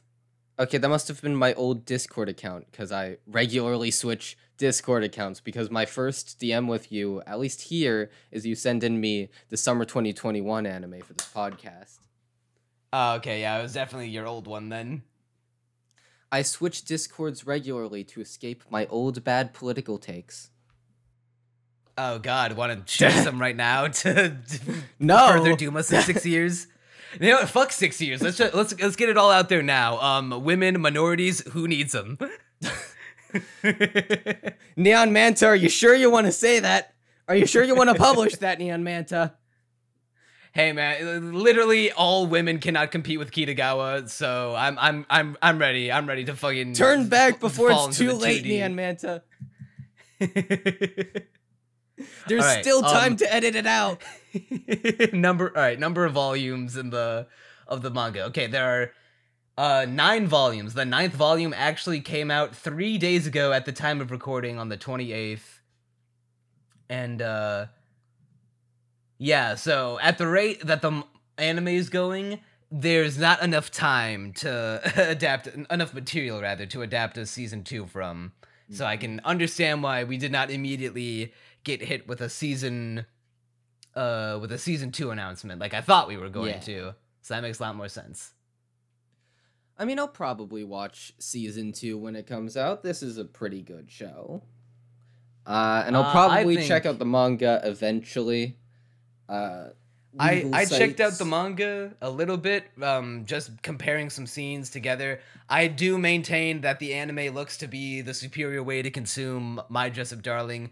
Some of the paneling in the manga is kind of not great. They kind of break some of the like 180 rules or the flow of the paneling. The way some characters are posed in certain frames doesn't line up with how like their body language or how like they should be facing the character in a conversation. But I do want to check out the manga. I think yeah, it is localized over here. Some of the volumes are, so it's definitely gonna be on my list of manga to add to the collection once I finally expand my shelves to actually fit more manga, because it cannot do that with manga or movies or games right now, because they are full to burst. Now that I actually have a bookshelf in my room, finally after all this time, just so that I can put all my manga on it, I am now realizing the struggle of knowing that sometime within the next few months I'll already have to get another, just because I buy so much manga. Yep. I'm trying to get my shelves to go up all the way up to, as far up to my walls as I possibly can, so I can fit the most shit. Mm-hmm. Hopefully that's gonna be a project I'm gonna start working on like a week and a half, so I'll keep the people updated on that. Hey, it looks like we are approaching the end of our My Dress Up Darling journey, so Just gonna look at... let's Alright, hold on. I'm gonna look at all my notes one last time just to see if there's anything I missed. I don't think there is. I have a few things right about now. Like... I guess there is one funny line. I have a lot of quotes of just funny lines, but I don't want to go through all of them because that's just gonna get monotonous. But there is one. Let's go through just like a quick highlight reel. Let's not spend too much time on it. There's only really one that I want to quote here, which is from Kitagawa, the goddess. Seeing such plump, healthy underboob makes you healthier too. And I couldn't agree more. I wrote down in my notes that exact line, and then I wrote immediately afterward, all with periods punctuating every single word in all capital letters. This show gets it. Our goddess gets it. I like minors like us aren't supposed to be here. Yeah, if you're normies, we are normies. That was funny. Honestly, all of the banter when they enter the Love Hotel, like every scene in the Love Hotel was amazing. Just really funny, really probably some of the best dialogue / just general comedic scenes in the show. That's probably the peak of the dialogue, unless I'm just forgetting something from the first block. I love the recurring joke throughout the whole series of Gojo thinking something is like innocent, or thinking like, oh, okay, it's like basically something he expects to be in the realm of plausibility, and then a character will turn around and be like, oh yeah, by the way, this character that I love so much, she comes from a dirty fucking non-con porn game, like, oh yeah, what's a succubus? Oh yeah, succubus are demons who suck out your semen through your dick and make you die. It's like that's slice of life, that's tranquil. Like, oh, what character do you want to cosplay from Blaze, Shinju? Is it like, do you want to cosplay one of these girl characters, like the other heroine protagonist? And she's like, no, I want to cosplay this male character. He's like, say what now? Every time that hit, that was good shit. Oh yeah, we kind of skipped over the whole Shinju cosplay arc. We only briefly touched on it. It's good. There's not really a whole lot to say about it. It's just a solid arc. I don't really like Shinju as a character. She's fine, but still waiting for her to get her hooks in me. Just kind of good. I was surprised she got a whole episode dedicated to her. Like that's. Like I thought she was side character material. No, and like I am. She lacks the staying power because I'm sure that she and Juju will come back later in the manga / anime proper, or if they already have in the manga. But it seems like Shinju was destined to be like a one and done, or like definitely a sideline character. She's forever destined to stay on the sidelines. But what little we got of her, it was pretty cute. They played up her massive fucking milkers for being a middle school girl, which that was pretty funny every time that happened. I especially liked when she's trying to suck in her gut so hard, trying to put on Gojo's uniform to look like a dude, and the buttons are trying their hardest to not fly out with the force of a fucking ballista bolt to embed itself in a wall, but it does anyway. And she's like so horrified by the strength of her tits. That was pretty kino. One scene I liked is when Gojo tells Kitagawa, like, yeah, I had Shinju over, and then Kitagawa fucking dies, literally falls into a grave on the spot in her head. She fucking shoots herself on site. Pulls out the Smith & Wesson. In her dying words, she paints "Why Gojo Why" on the walls with her blood. It was very sad. I cried. I like the sort of implication that Sajuna and Shinju are like this power sisters. Like Shinju does the camera work. I was gonna say, pick your next words very carefully, bro. Where are you going with this? I thought you were gonna say this power couple. Not a power couple. But Shinju does the camera, Sajuna does the cosplay, but Sajuna doesn't want her stuff online, but Shinju does because she loves her sister so much. She wants the world to see how cute her little sister is, bro. Yeah. I liked that undertone. I like every single time Kitagawa said "wov" instead of "love," it was a god tier moment too. Yep. I like the little scream that Shinju had when Sajuna was like, yeah, I was jealous of your cosplay. And then Shinju, who has this soft-spoken, like, high-pitched anime girl voice, lowers her like by like 3 octaves to hit her with a "huh" kind of scream. That was good. And as was the scream in episode 12 where Kitagawa spooked herself after watching that scary movie in the bathroom. I'm just going through the rest of my notes trying to find out what little thing I can gush about the show because it's so worth the gushing about. I think I'm basically out of notes. The scene where Kitagawa wanted to match shirts with Gojo was adorable, and I wish they had actually done that. When Kitagawa was trying to help out our boy with negative drip because all he wears is his fucking blue robe with the white bandana across his forehead. God help our boy. He has no drip. He has no bitches. He has one bitch maybe, but that bitch going to leave till he gets a proper outfit. All right, there is one last note that I actually just saw on my thing that I actually do want to talk about at least a little bit. I don't think we'll get much conversation out of it, but here goes. There were a few scenes where Sajuna sort of blushes at Gojo, seems really endeared to him, and I just can't help but wonder, is this going to be a love triangle? Because she has the blush. She does actively blush at him, at the thought of him. So that seems to be the implication. It does seem to be the implication. However, I feel like this is going to be one of those situations where even though she kind of got the hots for him, we know who the true unflappable OTP is, and I don't think that that's gonna change. I don't think Gojo's gonna toss aside literal perfection that Jesus Christ himself has hand-delivered the most perfect woman on the planet to this man, and I think he has enough sense to know not to toss it aside for some barely legal lolly.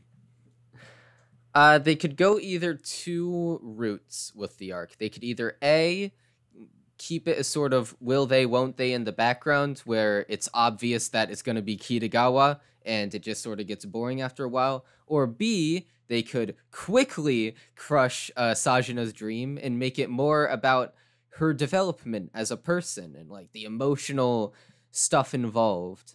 And if they go that route, I'm for a love triangle in that instance. I think this show has the writing chops to pull that off.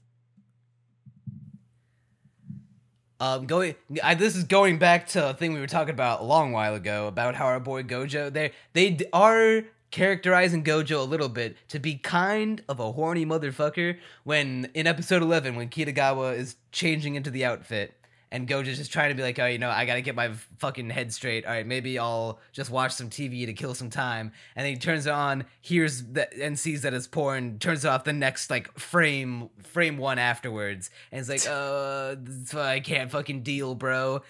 And then he, like, looks up over at the bathroom being like, she's not out yet. And then turns on the TV once again. And just, like, it doesn't even look like he's getting, like, necessarily turned on by it. He's just like watching it with like intense, like, wow, so that's what it's like. I was expecting the walk-in at any moment, but surprisingly enough, didn't happen. Kitagawa just didn't see him watch hentai, and he was there to just live with that choice for the rest of his life, and it never gets out, and it probably never will. He'll never have to admit to anyone. Kitagawa should have fucking joined him, being like, oh, you want to watch this? Cool. Oh, that would have been amazing, actually. I can't fucking believe that I went this long, and we both went this long, and we did not talk about motherfucking Tan Kitagawa. Oh, yeah, it's like the thing that happens in every KyoAni show after they go to the beach, except this time it's spray-on tan. Well, it was foundation, but at least they're giving the people what they want, the what if, like how can we make Kitagawa that somehow even more perfect, as if that's even physically, scientifically possible. And they did it. And they also did it when they gave her the fucking sharp shark teeth. I'm like, Fukuda gets it, man. Fukuda fucking gets it, and by extension, the people at Cloverworks get it, because they did it justice. They did goddamn justice. Kitagawa with the little shark teeth. Like, it was it looked shockingly good on her. Girls with sharp teeth are based, bro. Every time I see, like that, dude, fucking girls with canines, awooga. I'm looking up Kitagawa shark teeth on Google Images now. Hell yeah. There are so many good facial expressions that to maybe use for the thumbnail, but it's all about picking the one that encapsulates everything. This show, once again, still good with the facial expressions. In my server the other day, I saw a bunch of people trashing Dress Up Darlin' specifically for the blush. And that, I would like to say, the blush is amazing in this show. There's a lot of it, but I think they always did a really good job with it, especially because the facial expressions just are good. Yeah, I'm usually bothered by when some anime have blush, especially on the girls, fucking nonstop constantly, because it always takes away from, first of all, I'm just distracted by it, because, like, why are they, like, blushing nonstop? It's weird, stop doing that. And then it takes away from when they actually blush. It's like, okay, so what separates this blush from the blushes they have on their faces 24/7? Is this a fucking scientific mutation super blush? I don't like it. And they used it all good here. There was a nice equal distribution of blush between Kitagawa and Gojo. Honestly, I'm just a blush fan in general, so any show that has lots of blush, I'm all for it.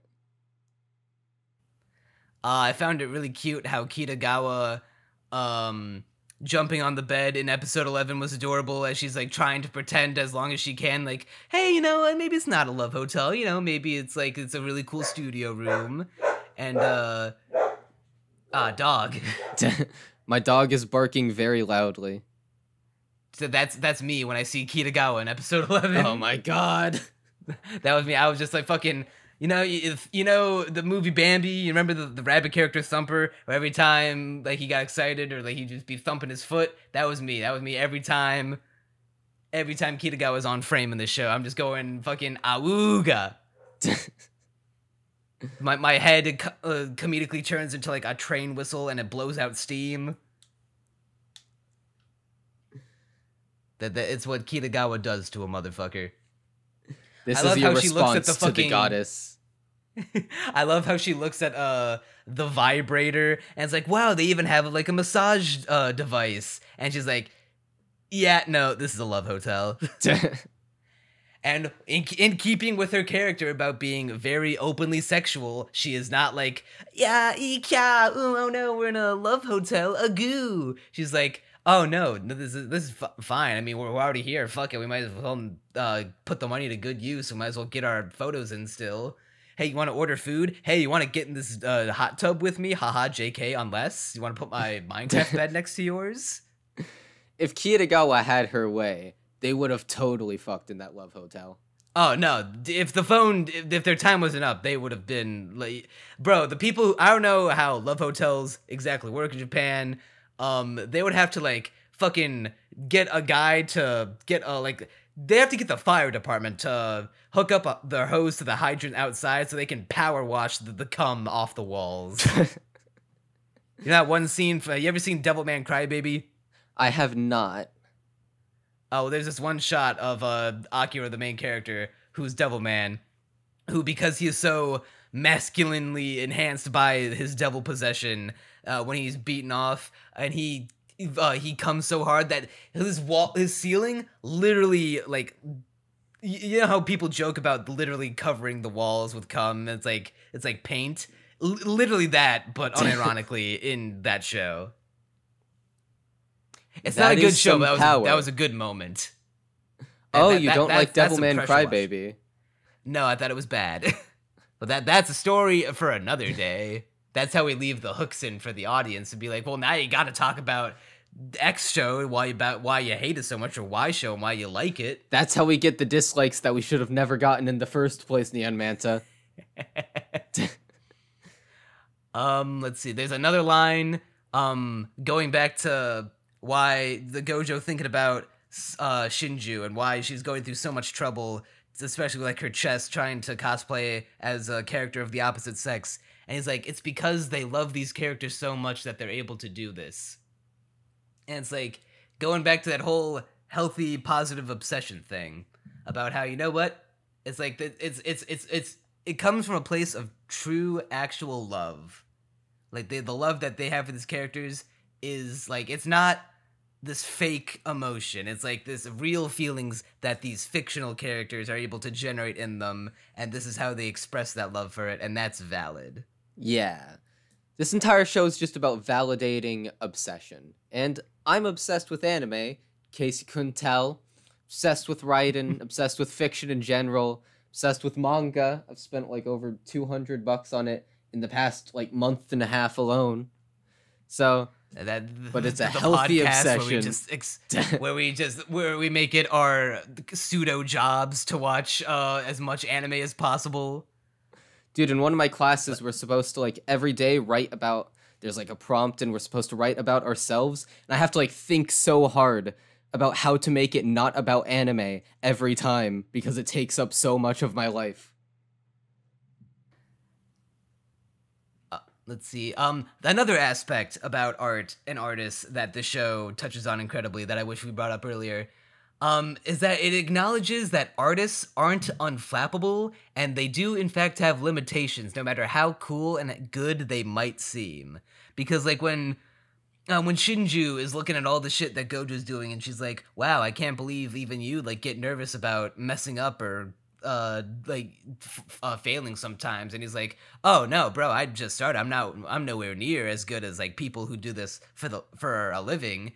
And she's like, "Well, bro, I've seen your fucking costume. I've seen your Shizuku outfit. I saw that one outfit, and I thought you were like just a savant, bro. I thought you had the autism for this shit. You were so good."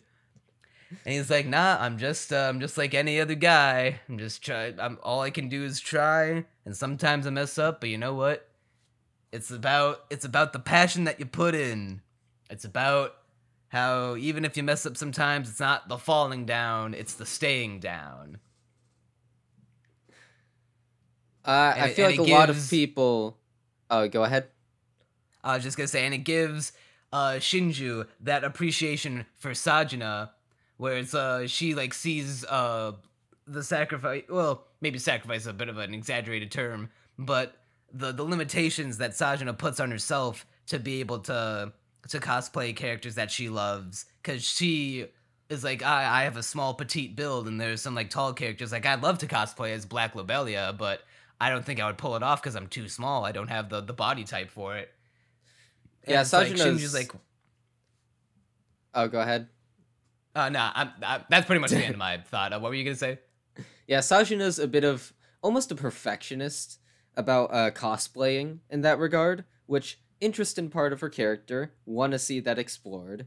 Makes me slightly more endeared to her. And there was something about Shinju that I was gonna say.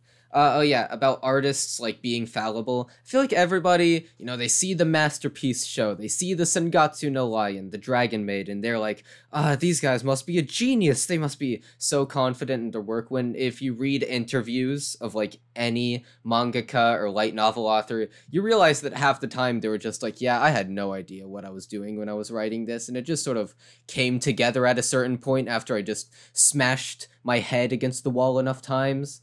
That's basically 90% of writing. That's what writing comes down to: smashing your head against the wall and hoping you don't get a concussion.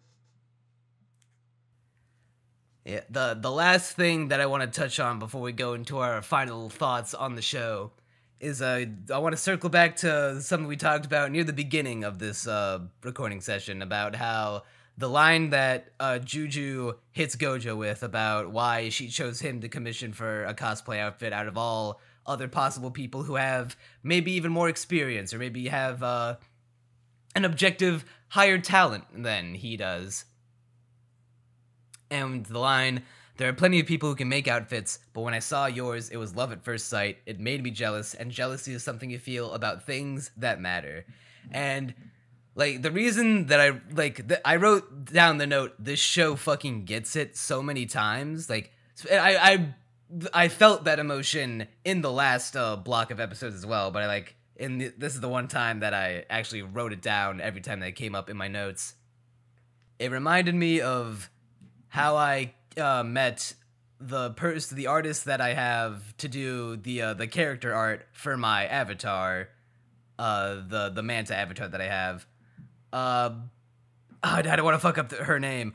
Her online tag is like Jojirin. She's in the description of every single one of my videos because I use her art as my social media icon, as my as the character art that you see in the videos, and that I will use. That I use on my Twitch streams, and I will use in future videos that I'm working on. I think she just goes by Joji.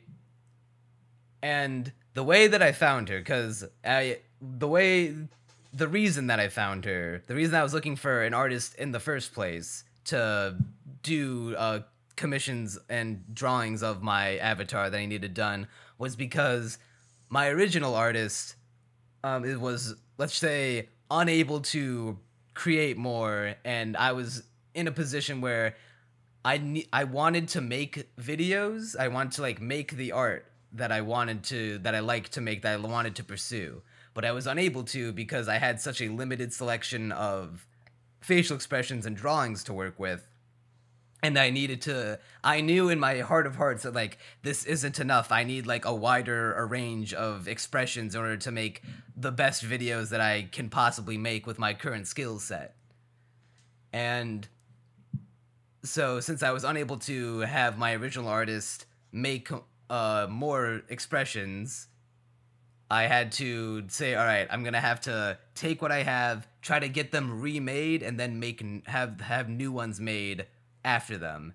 But my problem was that I was in love with the original drawings so much because I've been using them for a while and had gotten so attached to them, was that I tried going through artists online. I put out a tweet because if you ever need fucking a commission of literally anything art related online, all you have to do is just make a tweet, say, hey, is there an artist with commissions open? That's all you need to tweet out. It doesn't matter what they do. They could commission, you could be asking for character art, and they could be making motion graphics, and they'll still DM you anyway.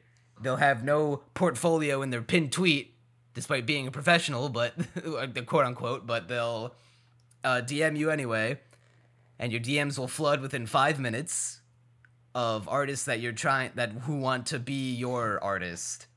And every single one that I looked through that DM'd me was like, I don't get the feeling. I'm not feeling the connection. Like, none of them are matching the aesthetic that I'm trying to, if not recapture, then at least reinvent, or like something, show a new aesthetic of my avatar character that I'll put in my new videos. They nothing jumped out at me emotionally. Nothing was matching my aesthetic.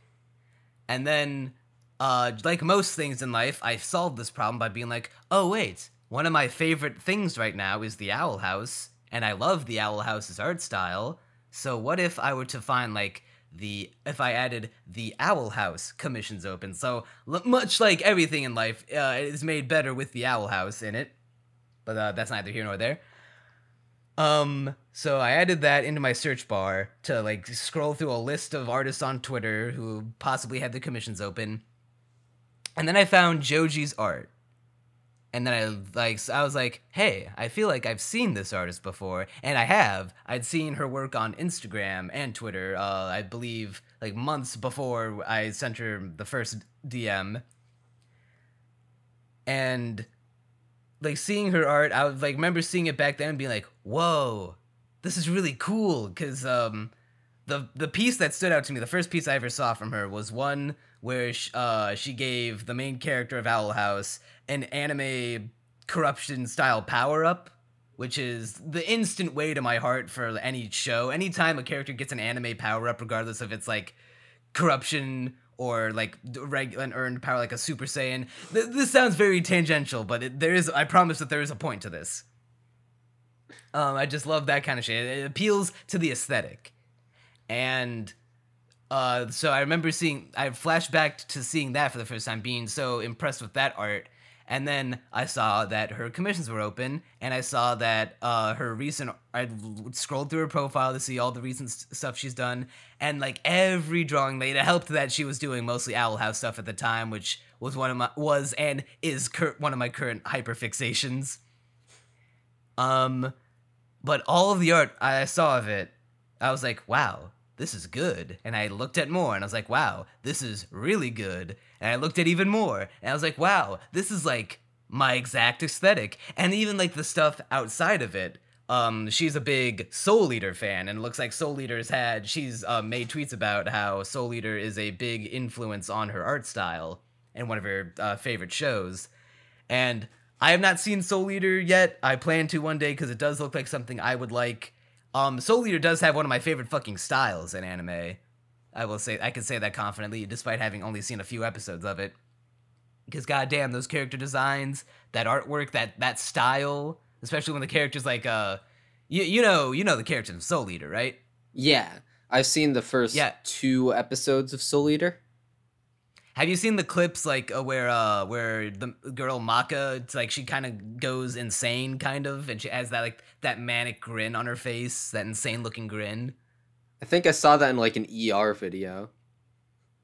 Yeah, that is one of my favorite character designs in all of anime. Like, not even just, like, Maka as on her own, it's a good design, but, like, when she's in her fucking, like, evil form or whatever that is, when she's grinning like a Cheshire cat, that I was like, ooh, that's the good shit. And I saw that Joji did a piece like that of Luz, and I was like, oh my god, this is like it. I feel the jealous feeling that Sajina's feeling from the shows. Like, this is the art style I wish that I had for my character. And I was like, this jealousy is something that I'm feeling. It matters. Like, the reason I'm feeling this is because, like, I need to have this for my character. So I DM'd her. We set up, she was very kind. She is very kind. If you want to DM her profile's in the description. She's very good. I'd highly recommend it. Great person to work with. She was very kind to rework all of my old designs and is able to take all of the requests that I have, much like how the characters in Dress Up Darling are able to give their visions and requests to Gojo, and he's able to recreate them to the utmost detail that he possibly can. Joji was able to take all of the requests that I had for not only my redraw requests, but also my new facial expression requests.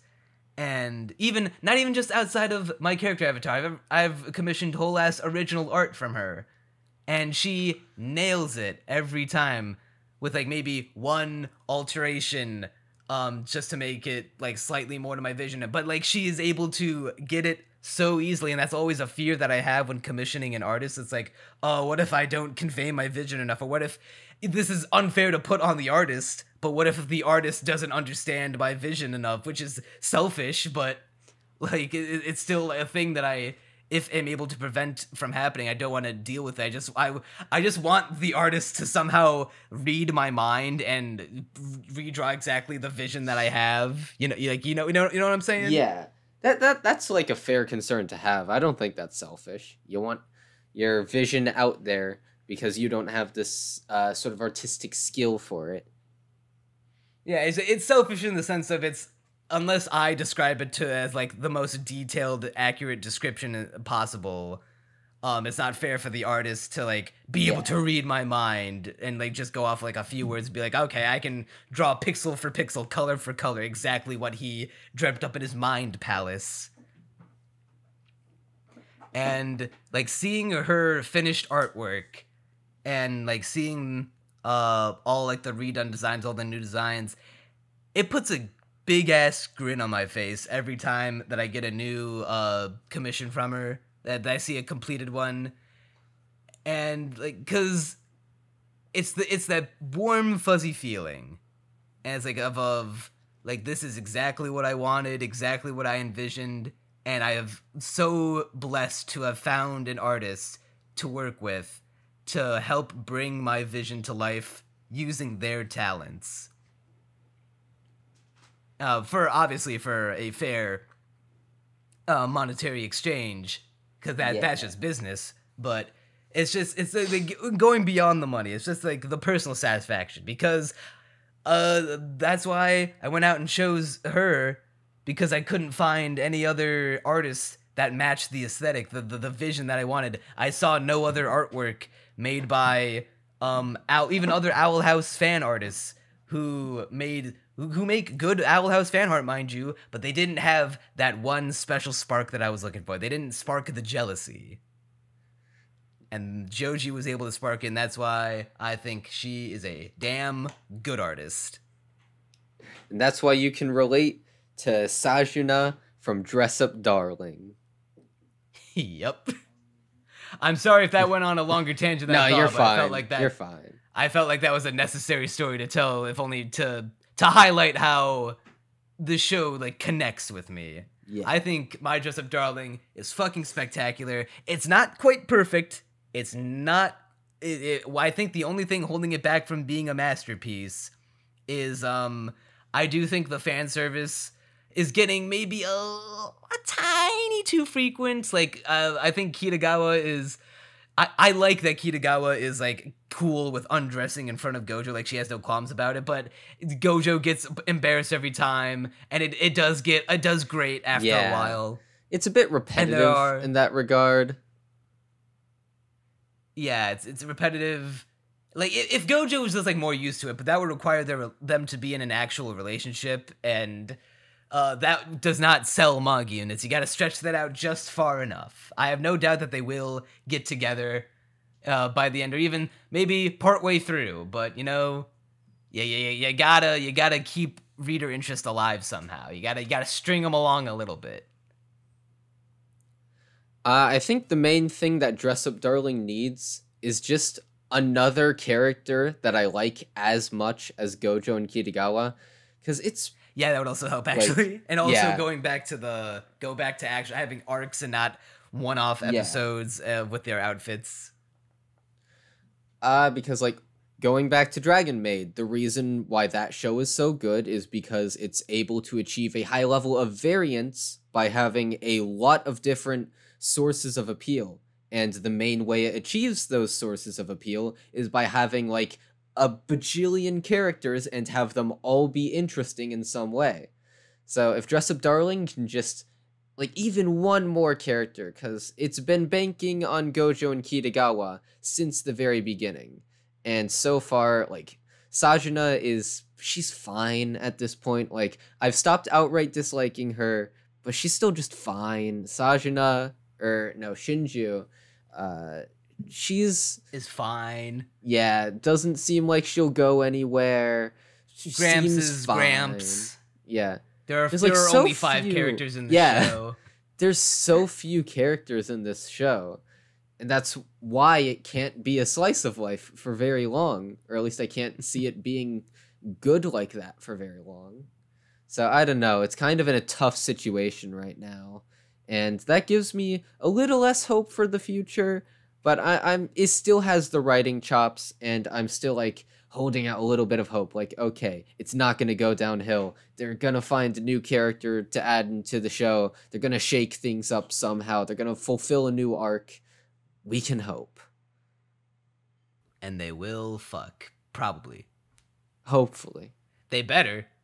I mean, with the way that romance anime are going right now, it almost kind of seems like it's weird to say, but it kind of seems like they're maturing sexually as well, because they're like themes of not just like going beyond stupid fucking fan service scenes of like walking in on girls naked or dumb shit like that.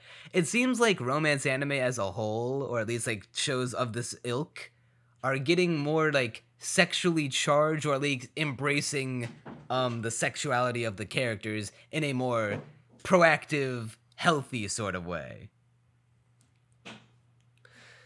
And that is always to be appreciated, as I think both agree. I shan't spoil anything about a certain anime that is getting a 3rd season next week, but okay, so quick, what shows are getting a 3rd season? Oh wait, I just figured it out. I shan't spoil anything, but this point goes it kind of correlates, and it was the thing that kind of this and My Dress Up Darling got the gears turned to think about this exact point. And maybe we'll see if other shows follow suit. I can't think of, I would have to like look back at previous anime to see if there are other shows of this nature going back. Not to say that romance anime haven't always been sexually charged or have dealt with themes of open sexuality. There's shit like Yamada's First Time. There's even shitty shows like My First Girlfriend is a Gal, but that they take the open sexuality of it and be like, hey, what if instead of like having open, healthy discussions about teenage sexuality, what if we just have horny characters just be horny and unlikable? Rent a girlfriend. Yeah, or rent a fucking girlfriend. That's a beautiful example of what not to do. All right, the moment we've all been waiting for. Is it better than Total Fantasy Knockout? That is if you say anything other question. than yes, I will do things. NeonManta, I regret to inform you. It is This better breaks my than heart. It is not I better know, than Total Fantasy Knockout. I know that Kitagawa is a goddess, and I know that this show is so good. Are you Dress Up about to hit Darling's me better. with the crunchy is bisexual? You literally the whole missed it. You time? talked over it. I gave the answer. You better hit the bisexuality arc. Listen, bro, it's not Dress gay. Up Darling if they is better. magically- Dress Up Darling is better. Screw the anticipation. Oh, okay. I am 8 episodes wh- into Total Fantasy Knockout, and it's absolutely hilarious, but I think Dress Up Darling just has more points of intrigue, better characters, and is overall just a better show. I was gonna say, since we're unable to do a proper review of straight comedy shows like that, what is like the main thing holding it back? Because that was your favorite show of the winter podcast. The main thing holding it back is just that it's like solely a comedy anime. Or comedy anime. Sort of butchered that. But Like Dress Up Darling, It's just there to make you laugh and sometimes make you question your sexuality. Whereas, yeah. Whereas My Dress Up Darling will make you laugh, it'll make you cry, it'll make you think, and it'll reaffirm your sexuality. Yeah. Total Fantasy Knockout is definitely a lot funnier than Dress Up Darling, and it's like at its peak, it is one of the funniest shows I've ever seen. But when it's like it doesn't always hit the jokes so well. Whereas like when I think of a better pure comedy anime, like Nichijou or Azumanga Daioh is kind of pure comedy, but I also really like the characters in Azumanga Daioh. But it's still like mostly comedy. Like those shows are absolutely hilarious 100% of the time, and that's what makes them like absolutely outstanding, some of my favorite shows. Whereas Total Fantasy Knockout is absolutely hilarious a lot of the time, sometimes a bit less funny, and also doesn't have the characters to sort of back up the less funny moments. That's what I'd say its main issue is. All right, the last final question. Do we recommend My Dress Up Darling now that the whole thing is out? I'd say yeah. It's a pretty... Absolutely, yes. Yeah, pretty fun show. I would give it a 9 out of 10. Oh, damn. I would give it actually a solid 7 out of 10. So we have a bit of a gap in our... like of it. You had all these praises to sing. It's only it's one notch above a fucking Senko-san. Yeah, it's one notch above Senko-san. Remember, I've seen it 3 times. Are you taking the piss into my mouth? Apparently so. I mean, in all fairness, I like Senko-san mostly in spite of itself. And also Dress Up Darling. All right, if I were introducing like 0.5s onto this scale, Senko-san would be like a 6.0, maybe a 6.5, I don't know, but Dress Up Darling would be like a solid 7.5, all right? So right, what's the missing X factor that would have taken it from a 7 to an 8 or maybe even a 9 for you? Just being more consistent, honestly. Like that's always been my main problem with Dress Up Darling, and I still hold to that. Like episode 2, I always come back to it, but it's because episode 2 is boring as hell. Episode 3 is like fine. Crazy. The latter parts of Dress Up Darling, they don't really fulfill as many arcs. We get a full episode of Shinju that still didn't really make me care about her, so it's still sort of just fine. So it's not always consistent. And then when it's really good, it's just doing the same really good thing over and over again, which is having Gojo and Kitagawa in a show together. At the very least, good dialogue, good comedy. That sort of wraps it all into a neat bow, but I'd still say, yeah, solid 7 out of 10. That's the score I think it deserves. I would say that, and this might be bold, and we've got 3 more seasons of anime to go this year, but I would say My Dress Up Darling is a solid anime of the year contender. Notwithstanding the hype bros from the sequel tards like Demon Slayer and Attack on Titan, but I would say it's definitely.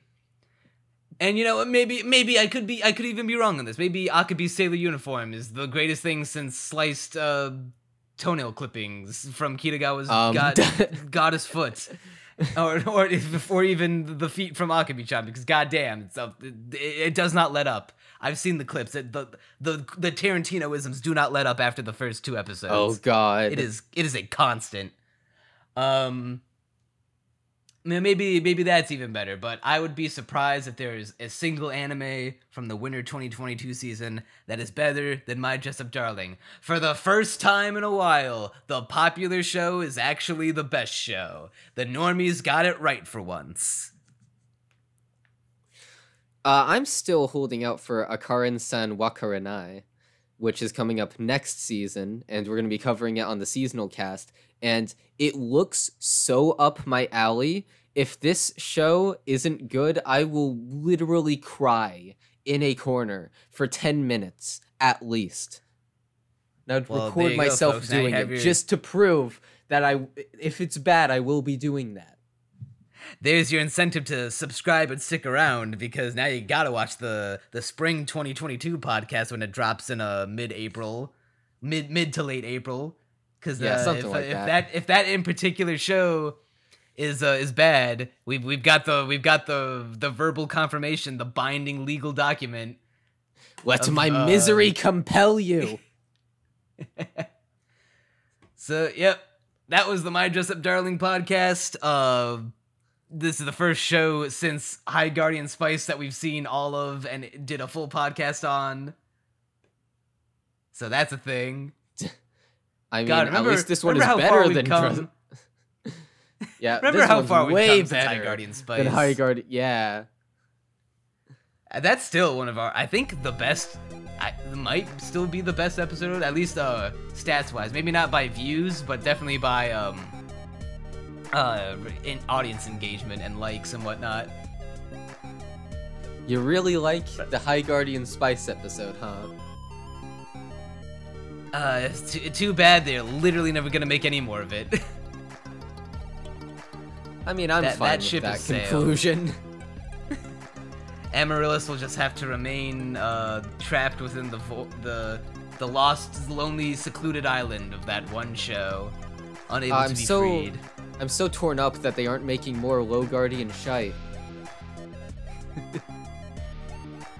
Low tier Guardian. You should transition yourself now. Oh god.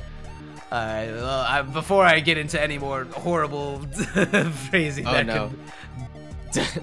Yeah, before I doom myself any further with this kind of speech, I think we should end the podcast here. This is getting a little spicy for the Bluebird platform. for the Bluebird platform and the Red Square platform. Yeah. All right, we gotta sign off. We've been going for 2 hours now. My Dress Up Darling, incredible show.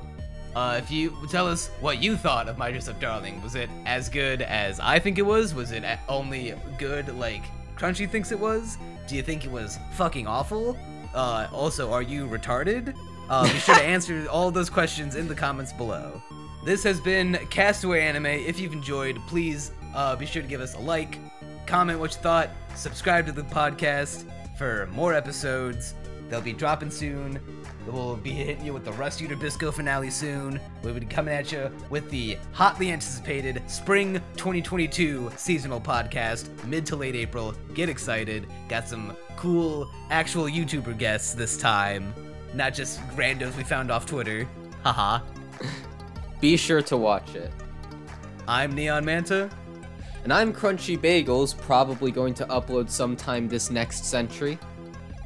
Same, bro. This has been Castaway Anime. You'll see us next time.